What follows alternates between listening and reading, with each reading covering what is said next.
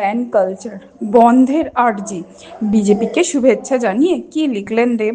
ভারতীয় জনতা পার্টির এই জয়ে শুভেচ্ছা জানিয়ে লিখলেন দেব, 200-র বেশি আসন নিয়ে সংখ্যাগরিষ্ঠ দল হিসেবে সরকার গঠন করতে চলেছে বিজেপি। পদ্ম শিবিরে এই জয়ে এবার শুভেচ্ছা জানালেন তৃণমূল সাংসদ তথা অভিনেতা দেব। গত 1 মাস ধরে যিনি রাজ্যের বিভিন্ন প্রান্তে তৃণমূল কংগ্রেসের হয়ে প্রচার করেছেন, কোচবিহার টু কাকদ্বীপ রীতিমতো দাপিয়ে বেরিয়েছিলেন।